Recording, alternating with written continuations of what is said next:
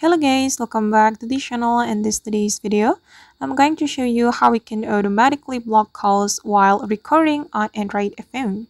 Okay, let's get into it. First thing first, we can open our voice recorder application. This is mine and I'm going to click on it.